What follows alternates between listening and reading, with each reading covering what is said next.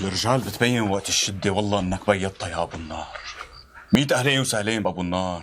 اهلين اخي معتز، الله بحيي اصلك.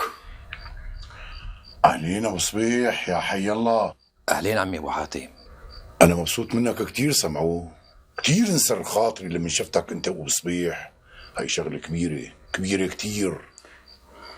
نحن أخوة عمي أبو حاتم، واللي جمعنا أكبر من اللي فرقنا بكتير. الله يرحم ابوك وابوه. تعيش وتترحم يا شيخنا. ايه يا رجال، اكتبوا طلباتكم وشو بتحتاجوا ونحن رقابنا سدادي. تسلم أبو النار، بس من بعد أمرك بدنا شوية شمع وأواتيل الضوايات. تكرم عيونك ابو حاتم، على راسي ثم عيني. من بكره ان شاء الله بيكونوا عنكم. اودعناكم يا رجال. كثير أبو النار.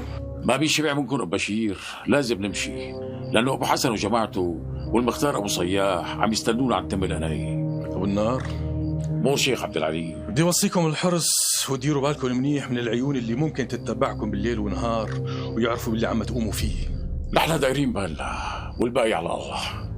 بكره اذا الله راد مثل الوقت هاد بنكون عنكم. ابو النار، سمعتوا شي عن خالي ابو شهاب؟ لا والله ما سمعنا شيء، اللي عرفناه خبرناكم اياه، وان جد اي شيء كمان رح نخبركم اياه. لا حول ولا قوة الا بالله العلي العظيم.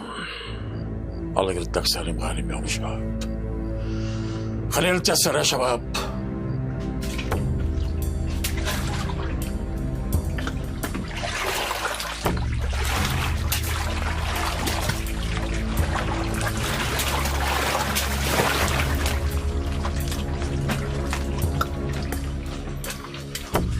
يلا شباب، حولي يا رب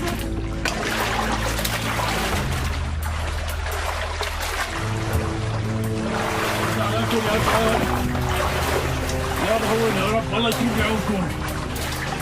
يلا يلا على بالكم يا رجال. قولوا الله، قولوا الله يا رجال.